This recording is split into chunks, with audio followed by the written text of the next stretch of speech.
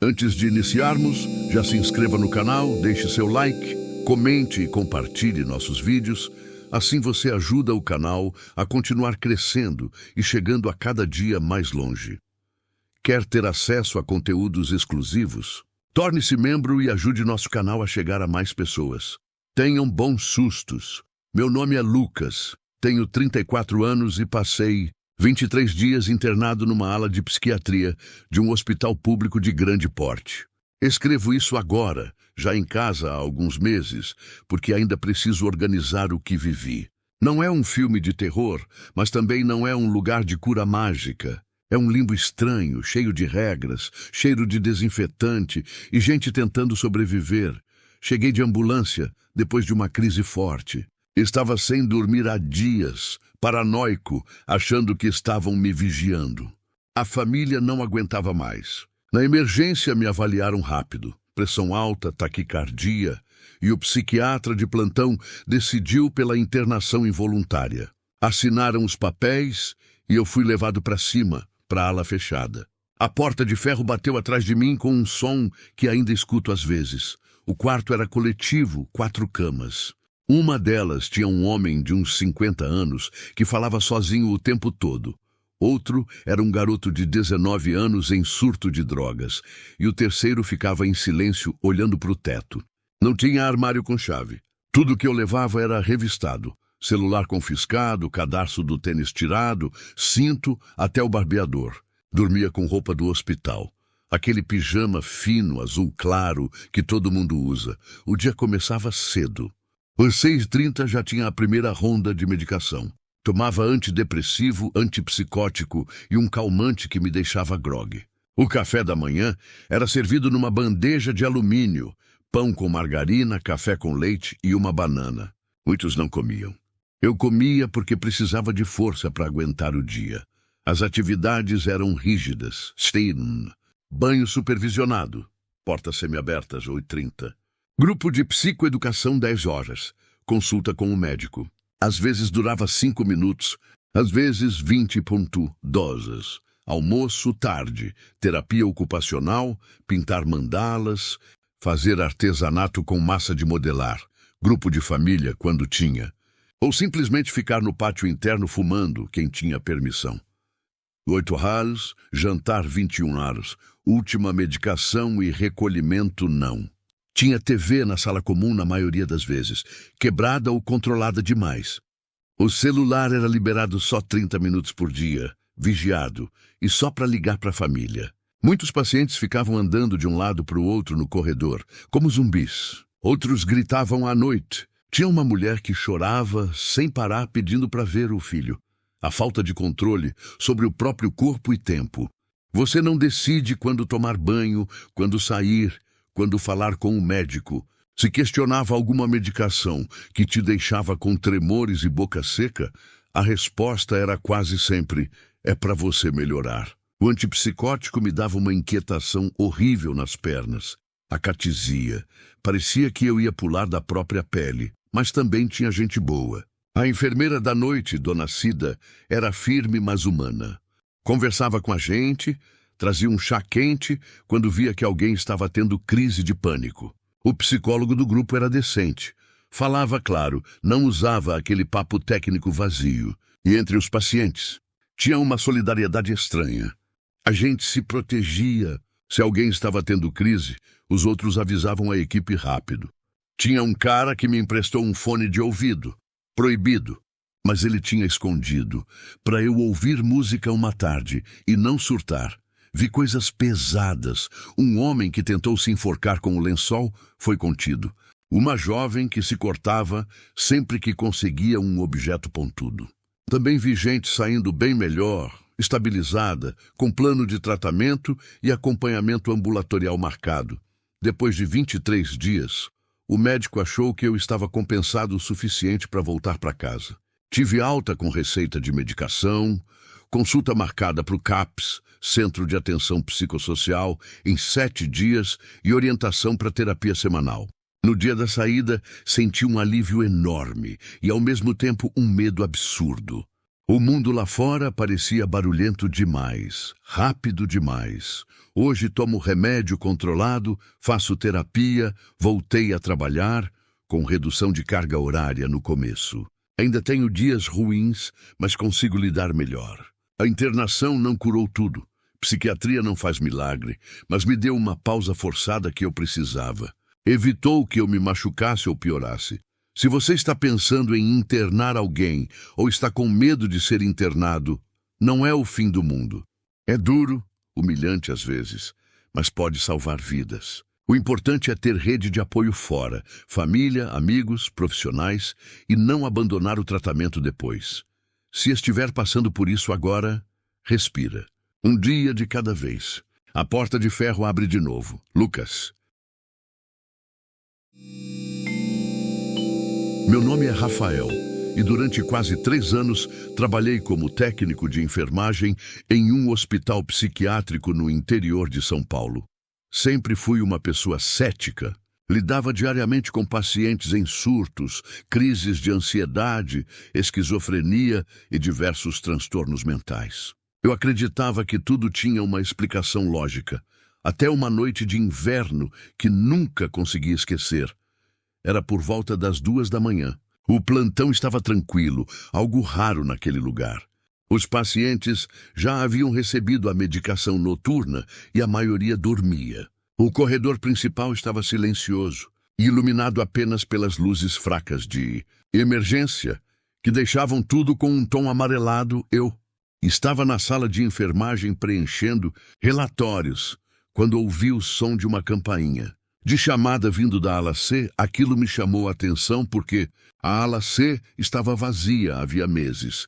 O setor estava interditado para reformas após infiltrações e problemas estruturais. Não havia pacientes nem funcionários trabalhando lá durante a noite.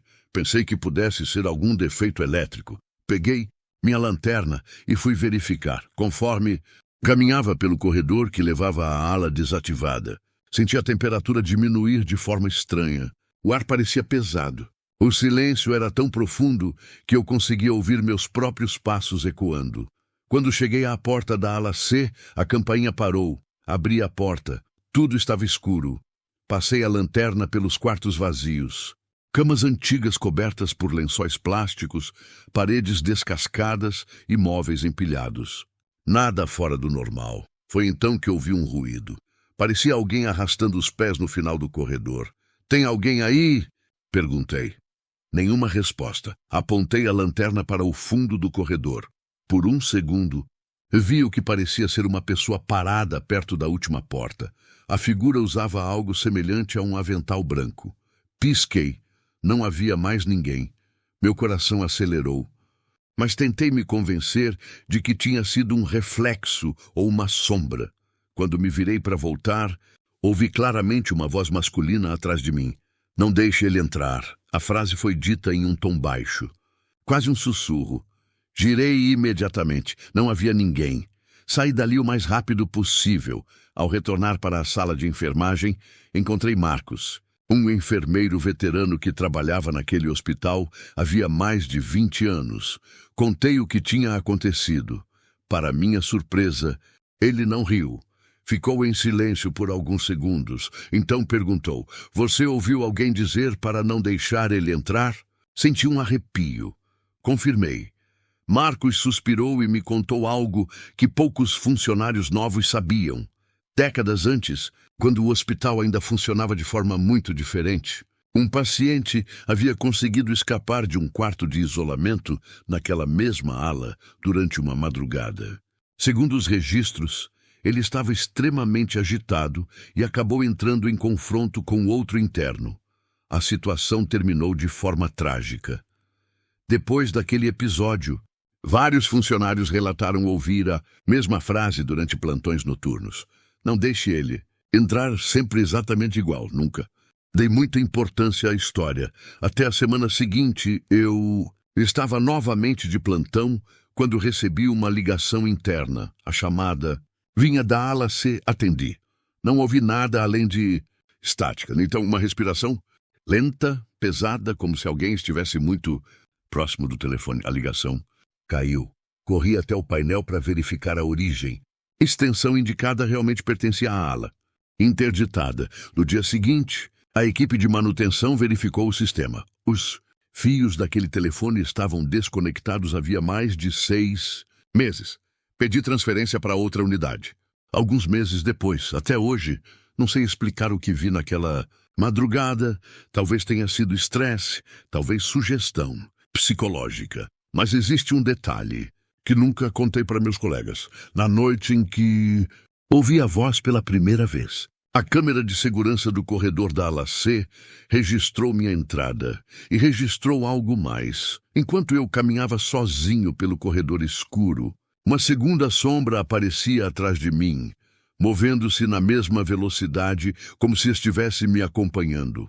Quando pedi para rever a gravação novamente na manhã seguinte, o arquivo havia desaparecido do sistema e ninguém conseguiu explicar por quê. Quem passa anos trabalhando no turno da noite em alas psiquiátricas desenvolve uma armadura psicológica muito rígida. Meu nome é Rogério, tenho 45 anos e sou técnico de enfermagem há mais de 2 décadas. Já lidei com todo tipo de manifestação da mente humana. Delírios grandiosos, psicoses severas, catatonia e crises de abstinência violentas. Quem é de fora acha que tudo ali dentro é assustador, mas para nós é apenas rotina clínica. Aprendemos a separar o que é sintoma neurológico da realidade. Mas em janeiro de 2026, durante o plantão da madrugada na Clínica Sanatório Alvorada, uma unidade de retaguarda em uma área isolada de Sorocaba, vivi algo que violou qualquer protocolo de psiquiatria ou lógica médica. A ala C era a parte mais antiga do hospital, reservada para pacientes crônicos e de longa permanência. Naquela semana, especificamente, o quarto 14, um quarto de isolamento com paredes revestidas e sem janelas externas, estava completamente vazio. O último paciente que o ocupou, um senhor com esquizofrenia refratária chamado Seu Adélio, havia falecido de causas naturais na semana anterior. Era por volta das 03h15. O hospital estava imerso naquele silêncio pesado de hospital, quebrado apenas pelo zumbido dos reatores das lâmpadas fluorescentes e pelo bip distante de algum monitor na enfermaria central. Eu estava na bancada de evolução de prontuários quando o painel eletrônico de chamadas de enfermagem acendeu. O bip soou estridente no corredor vazio. Pi, pi, pi. Indicador no painel. Ala C quarto. 14. Achei que fosse um curto-circuito no sistema elétrico. O quarto 14 estava trancado por fora com chave. A maca estava sem colchão e o botão de chamada de enfermagem era um cabo mecânico que ficava fixado na parede ao lado do leito. Peguei o molho de chaves e caminhei pelo corredor da ala C. O ar ali parecia mais denso. Abri a fechadura pesada de ferro e empurrei a porta. O ambiente.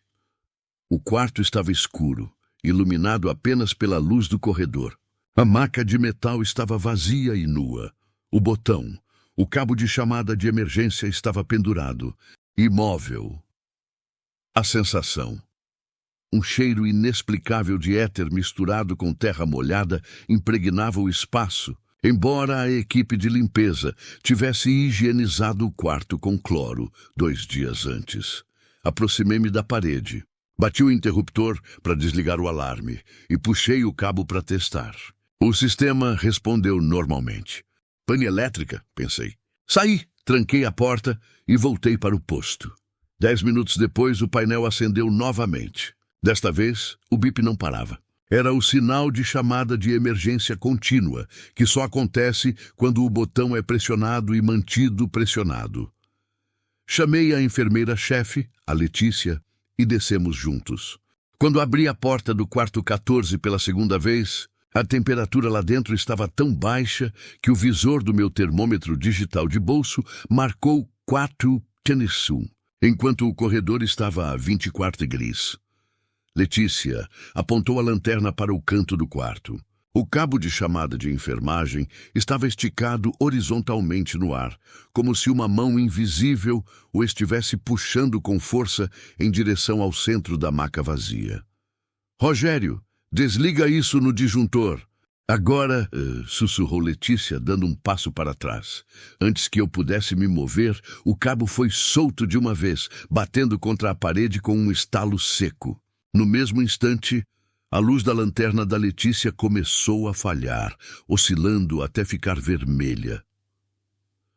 No reflexo da parede texturizada de isolamento, a sombra da maca de metal não batia com a realidade. A maca física estava vazia, mas a sombra projetada na parede mostrava o contorno nítido de um corpo deitado de lado, com os joelhos encolhidos em posição fetal, a posição exata em que seu Adélio costumava dormir para aliviar suas dores crônicas. O silêncio do quarto foi rompido por um som físico. Não era uma voz na nossa cabeça, era um som acústico saindo do canto escuro da maca. O som de dentes batendo violentamente de frio, seguido por uma respiração asmática, ruidosa, cheia de secreção. Claro, tá muito claro. Apaga o farol. A voz tinha o mesmo tom rústico e arrastado do paciente falecido. Letícia travou o corpo. Eu, movido pelo puro automatismo de quem já viu de tudo, fiz a única pergunta que minha mente técnica conseguiu formular. Seu Adélio, o senhor precisa de medicação? A sombra na parede mudou de forma abruptamente. O contorno humano se desfez, esticando-se pelas paredes e pelo teto, como se o tecido da própria escuridão estivesse se expandindo para nos cercar. O cheiro de terra molhada ficou tão forte que meus olhos começaram a arder. As luzes fluorescentes do corredor, do lado de fora do quarto, começaram a estourar uma por uma, com estalos que pareciam tiros de revólver, mergulhando a ala C em um breu completo. Nós saímos dali. Não corremos para manter o profissionalismo, mas puxamos a porta de ferro e a trancamos com 3 voltas de chave. Do lado de dentro, ouvimos um baque seco e pesado contra o metal da porta, seguido pelo som de unhas raspando a superfície de fórmica de cima a baixo. Não voltamos à ala C pelo resto da noite. Transferimos os poucos pacientes das salas vizinhas para a ala A, sob a justificativa de manutenção urgente na rede elétrica. No início do turno da manhã, a equipe de engenharia clínica foi até o quarto 14 para inspecionar o sistema de chamadas. Eu estava junto. O quarto estava de volta à temperatura normal. Não havia curto-circuito, os cabos estavam intactos e os disjuntores operavam perfeitamente. No entanto, quando o técnico removeu a placa de plástico da parede onde o botão de chamada ficava parafusado, ele puxou as mãos de volta com um susto. Por dentro da tubulação de fiação selada, totalmente isolada do ambiente externo, o vão estava completamente preenchido por uma terra preta, compacta e úmida, misturada com pequenos pedaços de pano cinza. O mesmo tecido do lençol hospitalar de baixa qualidade com o qual seu Adélio havia sido sepultado na semana anterior. A ala C foi desativada no mês seguinte para uma reforma geral e hoje serve apenas como depósito de arquivos mortos. Continuo trabalhando na área psiquiátrica, lidando com os labirintos da mente humana todos os dias. Mas agora, quando um paciente me diz que está vendo alguém no canto do quarto vazio, eu não anoto apenas como alucinação visual no prontuário. Eu olho para a parede, checo a temperatura do ambiente e rezo para que seja apenas a química do cérebro falhando. Meu nome é Clara. Tenho 29 anos. Fui internada por 18 dias numa unidade psiquiátrica de um hospital público do interior de São Paulo. Até hoje, quando fecho os olhos, ainda consigo ouvir o barulho da porta de ferro se fechando. Não foi o lugar mais terrível do mundo, mas foi o lugar onde aprendi que a mente pode virar contra você de formas que nenhum filme consegue mostrar.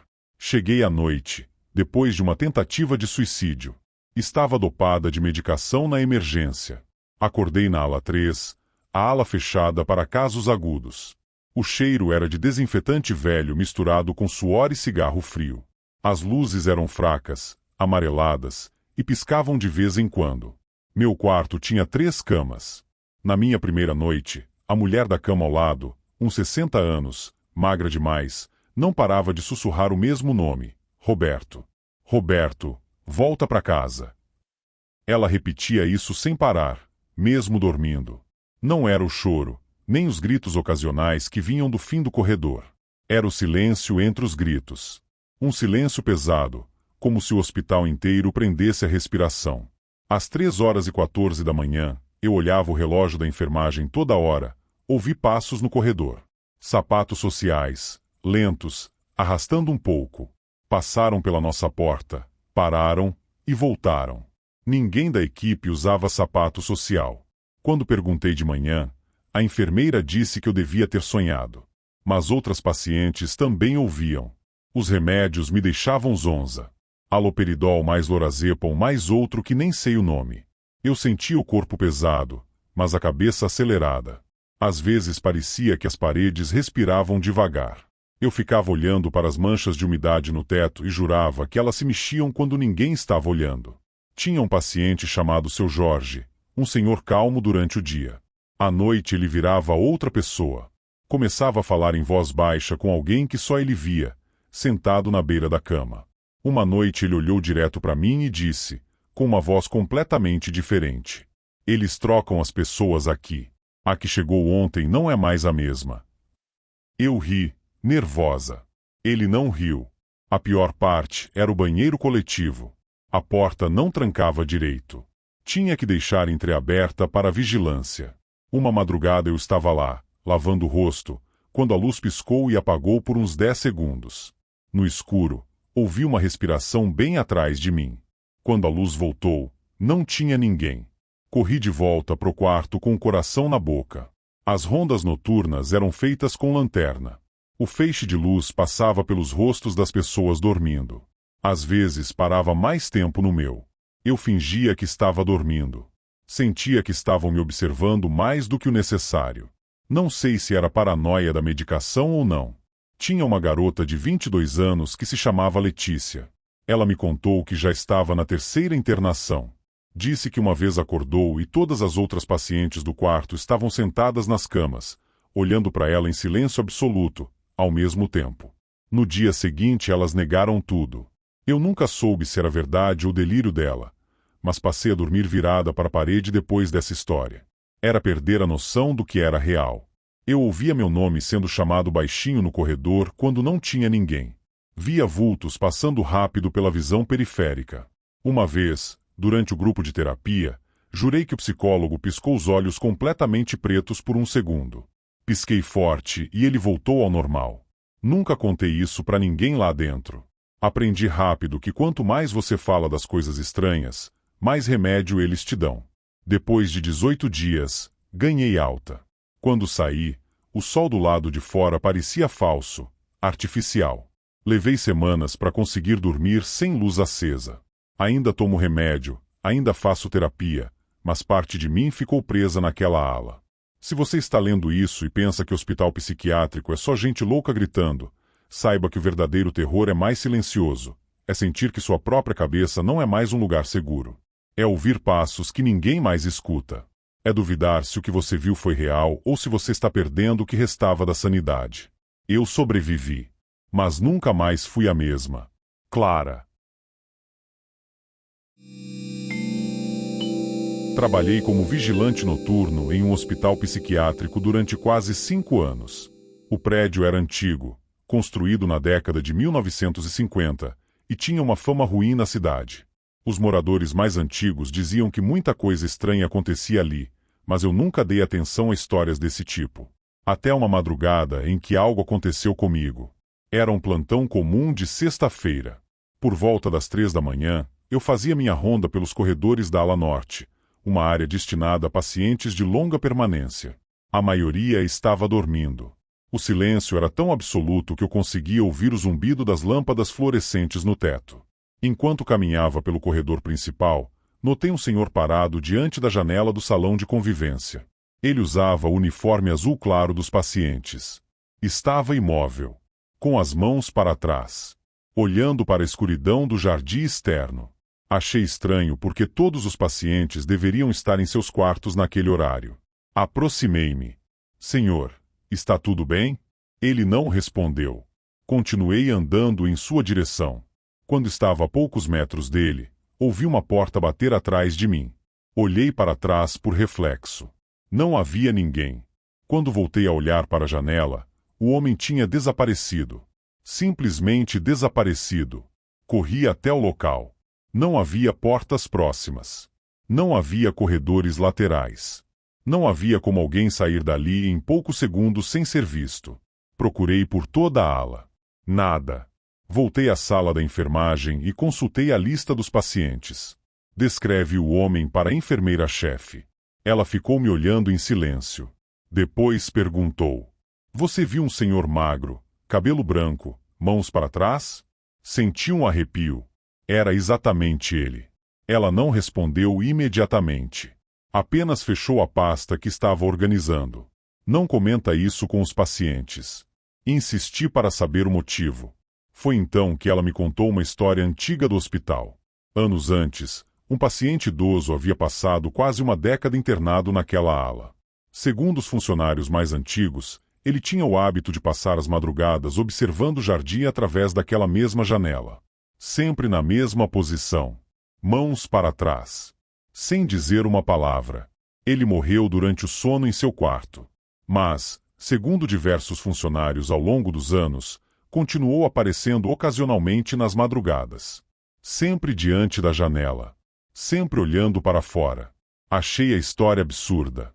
Mas o pior aconteceu cerca de 2 semanas depois. Eu estava monitorando as câmeras de segurança na sala de vigilância. Uma das telas mostrava exatamente o salão onde eu havia visto o homem. Olhei para a imagem. E senti meu estômago gelar. Havia alguém parado diante da janela. Na mesma posição. Mãos para trás.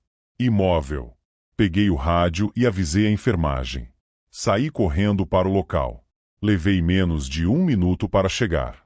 Quando entrei no salão, estava vazio. Não havia ninguém. Voltei imediatamente para a central de monitoramento. Queria rever a gravação. A figura aparecia claramente na imagem. Mas havia algo ainda mais estranho. Enquanto eu corria pelo corredor para verificar o local, a pessoa diante da janela não se moveu nem por um segundo. Permaneceu imóvel, observando a escuridão. Quando cheguei ao salão, ela desapareceu da gravação exatamente no mesmo instante. Sem caminhar, sem virar o corpo, sem qualquer movimento. Apenas desapareceu. Pedi uma cópia do vídeo. O técnico responsável tentou exportar o arquivo. Mas aquela parte da gravação estava corrompida. Somente aqueles poucos minutos. O restante da noite estava intacto. Continuei trabalhando naquele hospital por mais 2 anos. E vi aquela figura outras 3 vezes. Sempre de madrugada. Sempre na mesma janela. Sempre olhando para o jardim. Até hoje não sei quem ou o que era. Mas existe um detalhe que nunca consegui esquecer. Nas noites em que ele aparecia, os pacientes da ala norte dormiam excepcionalmente bem. Sem crises. Sem gritos. Sem agitação.